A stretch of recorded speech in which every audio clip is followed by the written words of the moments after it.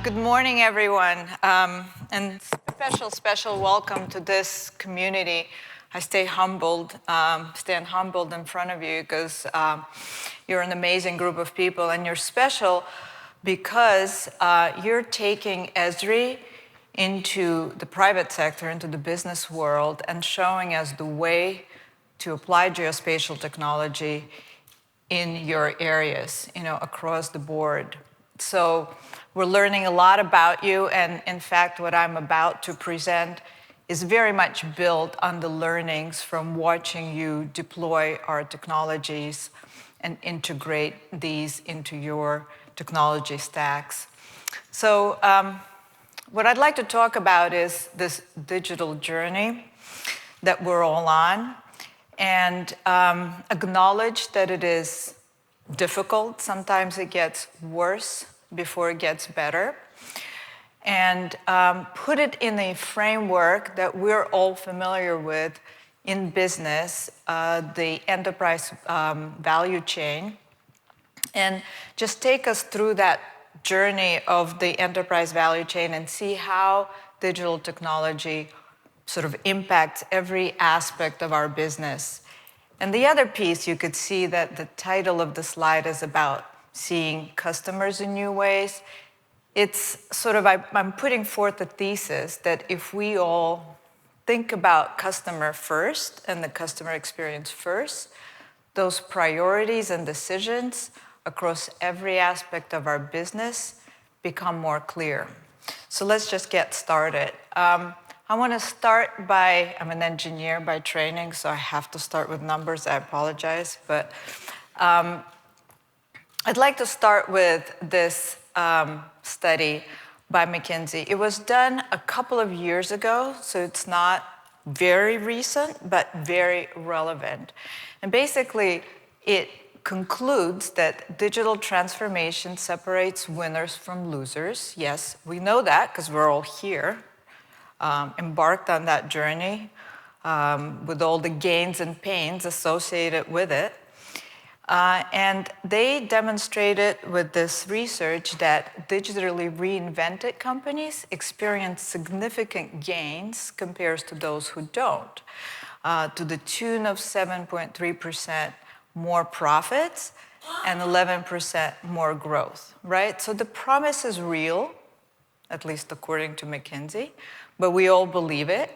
And furthermore, they talk about not just deploying these digital technologies in a siloed way, they're talking about strategic, whole company-wide strategies, right, or deployments that bring these significant results, right? Bold, tightly integrated digital strategies will be the biggest differentiator.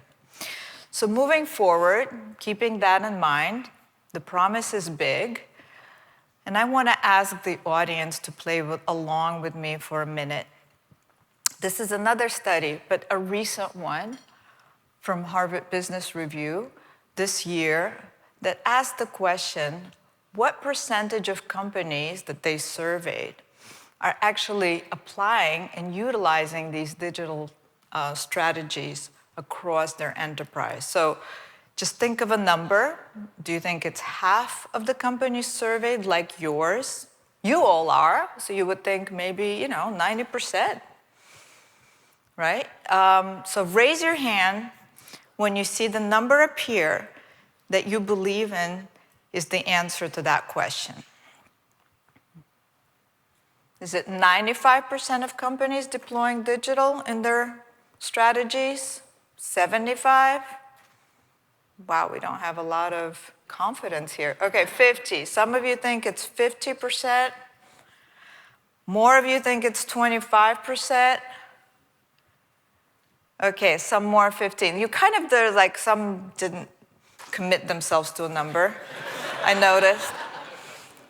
Many of you kind of started raising your hand at 50%, but it turns out that only 15% of companies this year's survey are actually deploying digital technologies.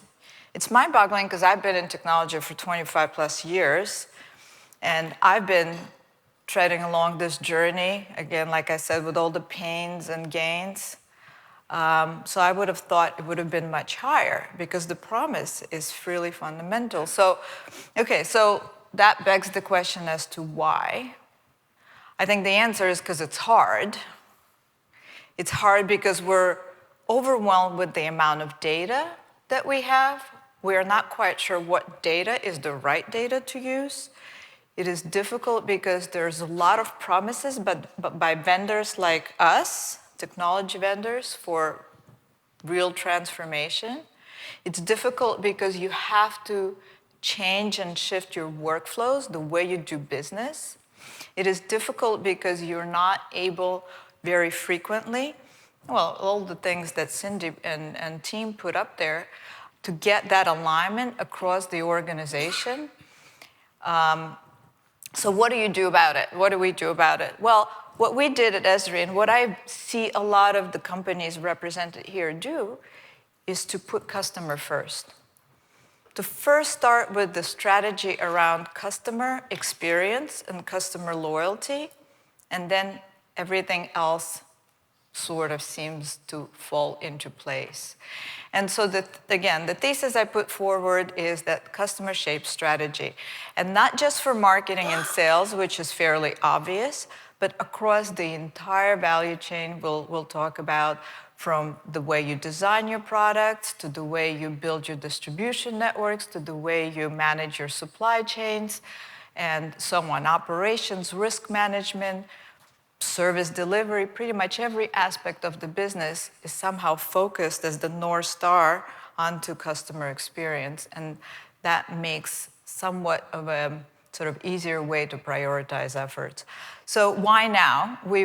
In business, we've always known that customer satisfaction is what delivers business results since the dawn of business. So why now? Now, because it's possible now. With digitization, it is possible to create real customer intelligence. It's not easy, but it's possible. Another reason why now is because of the ubiquity of these, devices that we carry around and the consumer apps that come from, phenomenal brands like Apple, Samsung, Amazon. The expectations are high. The expectations for on-demand, instant gratification, omni-channel, personalized experiences are ubiquitous. That's what is expected out there. And so, furthermore, efficiencies in your operations is no longer enough. We also know that superior customer experience is really the way to differentiate your company competitively. And like I said, every function across the business affects that customer experience. So let's take a look at a company that's, I think, represented here, Ulta Beauty, which is doing phenomenally well in an incredibly competitive space of health and beauty products. They're growing at 20+% public data on a $5.8 billion revenue. And they're doing that primarily driven from their customer loyalty program. So first they made a sort of a strategic decision and commitment to focus on customer satisfaction, and technology followed. And so they are bringing all the data in from online and in-store behaviors that they're collecting from their 23 million participants in their loyalty program. I see dollars everywhere, I apologize, I'm sorry. It's in this community. Outside of this room, I can't say that.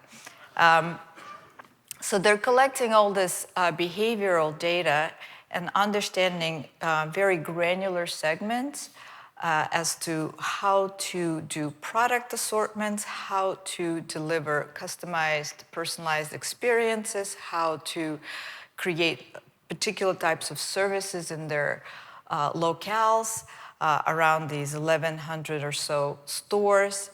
And they're also sharing that insight with their partners. So they're really data-driven, but rooted in a very clear strategy to drive customer experience, and the results are showing, great gains. So I mentioned the value chain. Let's just take a little trip around it. I won't focus on every single one because we would be here past lunch and Cindy will never forgive me. So I will just highlight a few of these.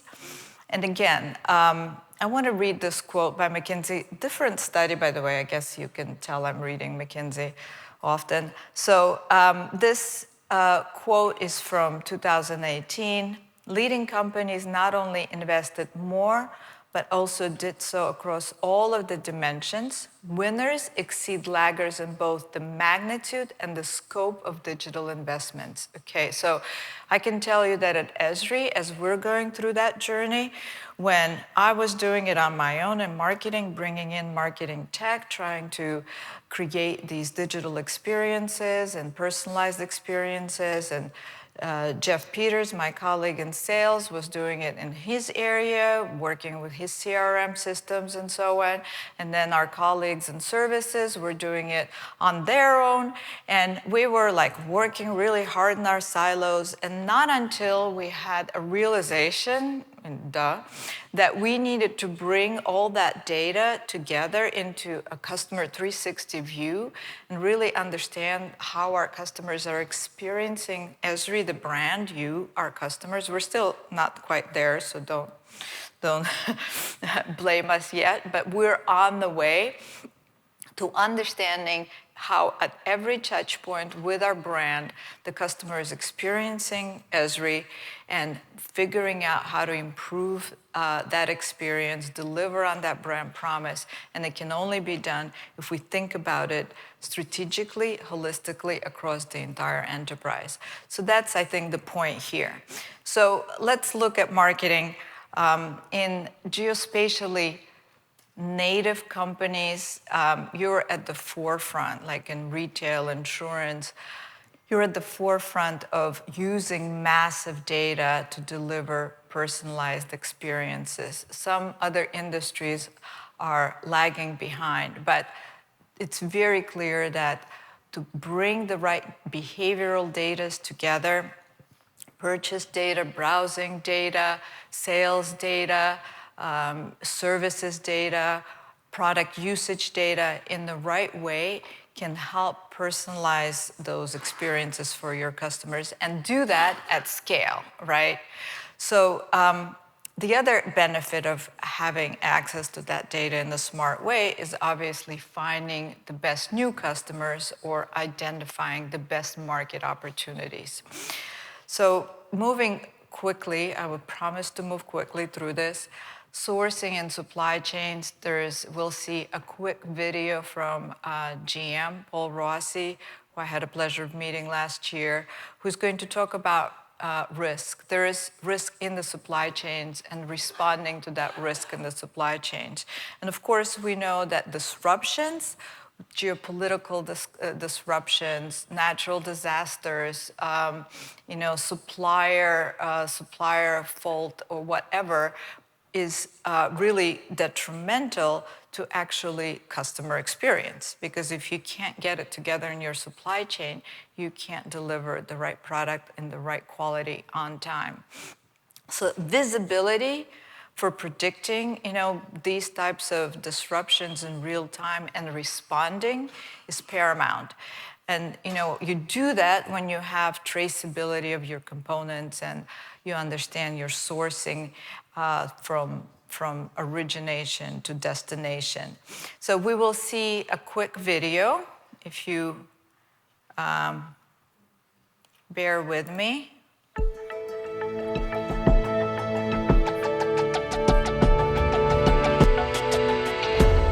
Our ArcGIS tool is helping us create a more resilient supply chain, allows us to protect supply to our customers, and successfully operate a global manufacturing base. As a global automaker, General Motors has an extremely complex supply chain. We have over 100,000 different unique part numbers that go into our vehicles. We produce over 10 million vehicles a year in over 100 different countries. Even an hour's worth of downtime at one of our plants can impact our customers, the deliveries to our dealers, and really the overall customer experience. So the things that keep me up at night in supply chain risk realm is the unknown. We put a lot of tools into place. We're monitoring for global events, but the fact is we're not reducing the likelihood of those events. All we're doing is making ourselves as best prepared as we can be. And ArcGIS allows us to deal with the unknown, puts us in a position to be prepared, so even those events that we have no warning signs for, we're able to respond quickly and effectively.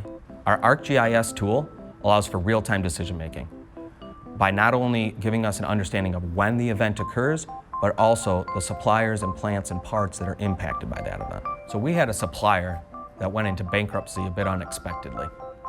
That supplier shipped to multiple General Motors plants, multiple different part numbers. Our tool allowed us to see specifically what parts were coming from that facility and allowed us to get those resourced as quickly as possible. Without the tool, that could have taken weeks. We may not even have fully understood the impact until a specific review with each plant. Before our ArcGIS tool, our process was much the same from a crisis response standpoint. You had to identify which suppliers were in the area, which parts they supplied, and to which programs and vehicles those parts went. We had to spend time prioritizing and pulling data. So with the ArcGIS tool, we've housed all that together. So now, within minutes, we can have a quick snapshot of the potential impact from a disruptive event. Previously, that would take days or weeks to fully understand the impact. Great. I'm skipping a couple of these stages in the interest of time, but we've thought through every stage and be happy to talk to you about it, like in distribution and delivery and the massive complexity that's dealt with in that area to make sure that the product is delivered on time, on quality, and without disruption. So, but let's talk about service and support. And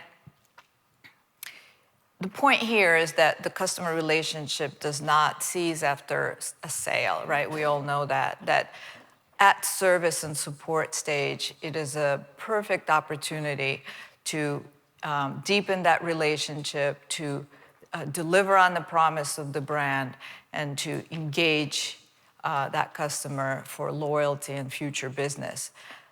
So again, once again, it's the same principles apply. Having that comprehensive data that started potentially at the point of sale or even before in the marketing experience, and understanding that customer's journey throughout the value chain and bringing that data at the point of service can help enormously, right? Can help with monitoring product use for preventative maintenance, can help for better service, you know, and knowing exactly what's going on with the customer when the customer approaches the company for service.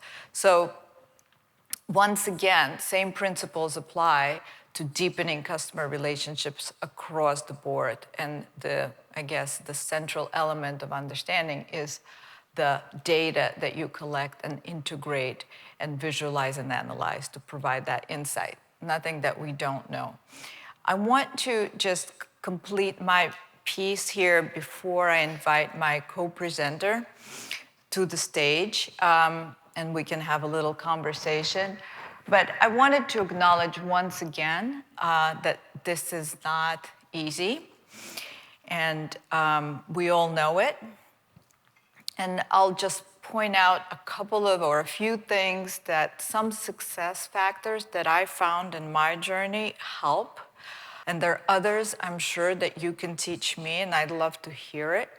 But executive sponsorship and this sustained commitment, just not giving up, because it's often 2 steps forward, 1 step back, is paramount. So, and I don't necessarily mean the CEO, I mean us executives in our area. And even though we're driving transformation in our own area, we can influence the whole company by showing success results and the promise in a particular function. We can influence the rest of the company to follow suit. And it takes, perseverance, I guess. Then having that shared vision around the mission, like it is, if we agree, like we do at Esri, and we always have, we just have new means to do that, that customer experience and satisfaction is really our beacon. And having that shared vision helps make those trade-off decisions and priorities. Of course, having metrics that we can all work towards, shared metrics, is useful. Then smart data integration, I find the hardest because there's so much data and you never know what's the right data. We have all these systems that are producing data. In our case, the website, the social streams, these events, the sessions you go to, the responses to the advertising that we see, and that's just marketing. And there's volumes of data everywhere in the company, and third-party data you can enrich, like our data at Esri, that's geospatial data, can enrich your data. So you need skills, that's to your skills gap. You need people with skills to help bring that data together in smart ways. And then single source of truth of what is the customer experience? What is that customer intelligence, really? And having that single source of truth be accessible across the enterprise so we're not debating as to what is the truth, but instead moving forward with competitively, beneficial decisions and action. So these are some of my thoughts. There's a lot of others that we could, have a conversation around. And my final slide, it's a little bit maybe cerebral, I don't know, but I've been thinking a lot, having, like I said, been in technology for a long time.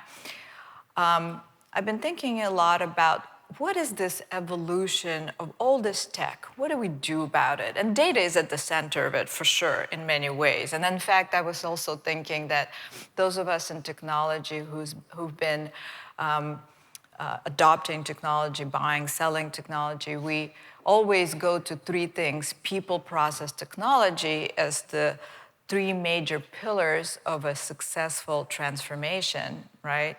But I think there's a fourth pillar that we know is there. We just need to acknowledge it and really build capabilities around, and that's data. And this is not about this slide, but just as an aside. So there's people, how do you drive adoption? Process, how do you change your workflows? Technology, what technology do you bring in to help you do all that? And then there's data. What data do you need to fuel that transformation? So that's just some side thought. But for this, so if we think about the emergent technologies that we're all dealing with and grappling with today, IoT, artificial intelligence, machine learning, automation, geospatial, how do we think about them? The way I think about them is that they very much resemble the way that the human system, and we've had that theme from the plenary, the human intelligence system works in a similar way. We perceive, we process with our brains, and we act with our body. So we perceive at scale, we sense at scale with IoT and mobile devices. That is allowing us to perceive in bionic ways, right? We process this immense complexity that we alone cannot do with advanced analytics. And we even have learning in that processing with artificial intelligence and machine learning. And we automate like never before, like the action is automated through robotics and digital automation. So in real time, at scale, with precision, right? This is fantastic, right? But all of that, I feel, can be put into a better context, into a systems view, and be grounded in the way that we perceive the world physically with geospatial technologies. And in fact, I think that the human brain does the same thing. We learn by association, we put things in context, we visualize before we kind of make decisions. So I believe that geospatial provides that context and time and space that's invaluable to all of this other capability out there so that we can feel confident about the decisions that we make. And if 80% of all data has location component to it, well, I guess I don't need to tell you because you are using geospatial. We better be equipped with this technology to move forward. So thank you for your time, super very much. Like I said, I'm really glad to be here among you. I love business. I come from business. I'm an advocate for business at Esri. So I'm grateful that you're here and helping us learn and move forward.